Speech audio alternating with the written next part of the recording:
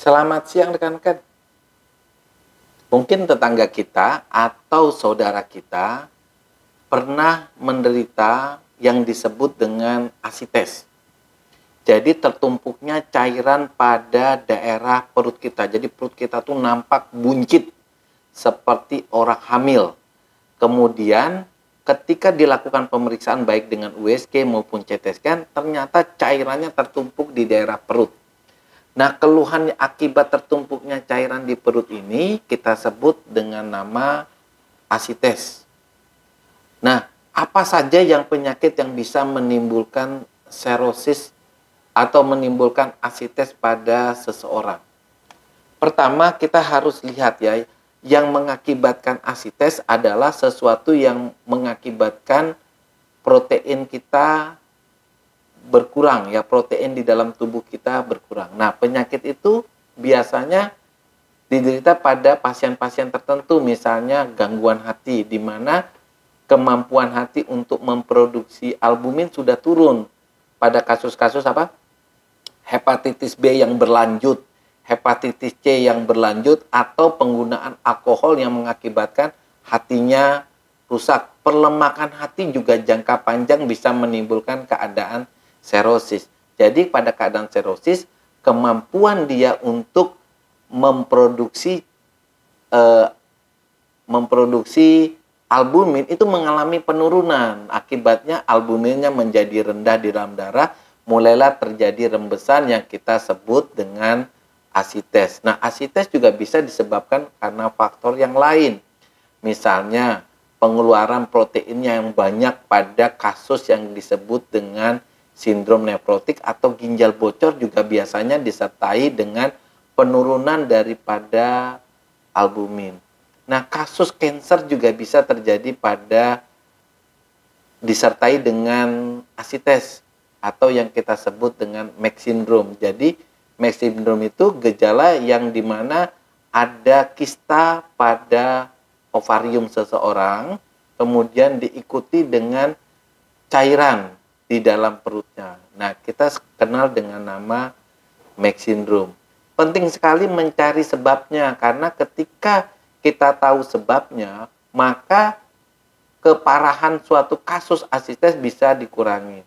Nah, asites juga bisa disebabkan karena serosis yang disebabkan karena gula darah kita yang tidak terkontrol. Tapi kali ini kita berbicara soal asites yang disebabkan karena gangguan hati. Pokoknya gangguan hati apa saja, apakah karena diabetes, karena hepatitis, atau karena alkohol. Nah, di sini kalau orang terjadi serosis, berarti fungsi hatinya mengalami penurunan. Nah, salah satu fungsi hati adalah kemampuan dia untuk memproduksi albumin. Ibaratnya hati merupakan pabrik daripada produksi albumin.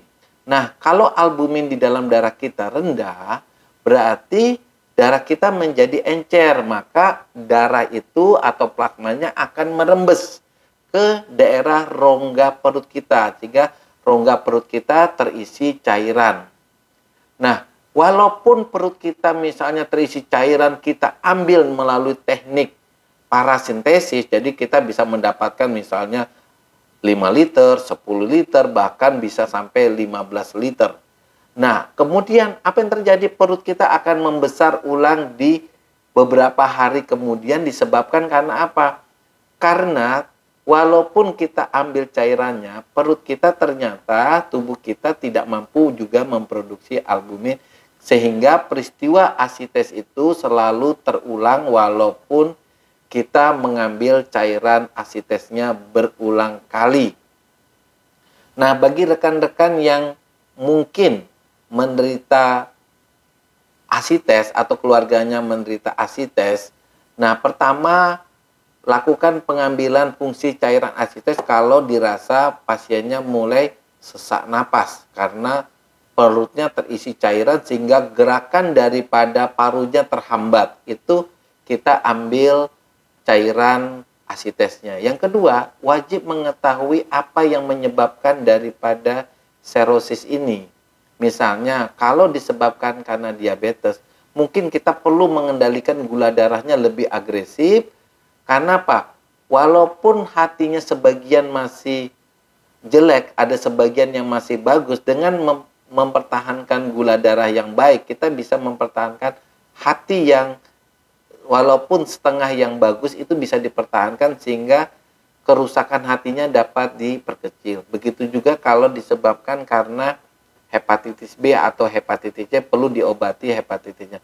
Kalau ada karena kebiasaan alkohol, hentikan kebiasaan alkohol supaya proses kerusakannya tidak makin progresif yang bisa memperparah keadaannya. Nah, bahaya apa yang mengancam pada pasien cirrhosis? Bukan saja penumpukan cairan yang kita lakukan pengambilan, tapi bisa juga terjadi komplikasi berupa muntah darah, berak darah, atau yang disebut dengan pendarahan karena pecahnya pembuluh darah varises di daerah esophagus atau daerah kerongkongan. Yang ketiga, bisa saja pasiennya mengalami penurunan kesadaran yang disebabkan oleh enselopati hepatikum, di mana kadar amoniak di dalam darahnya meningkat. Nah, amoniak yang meningkat ini pada orang normal itu dibuang melalui hati yang sehat.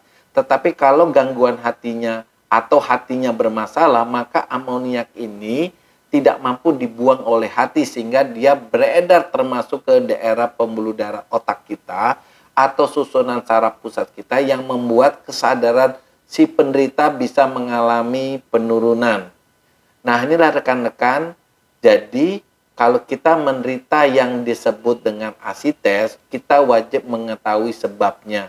Kapan waktu kita untuk mengambil cairan itu? Ketika pasiennya mengalami sesak napas atau kesulitan bernapas karena besar perut yang disebabkan karena penumpukan dari cairan perut itu. Bye.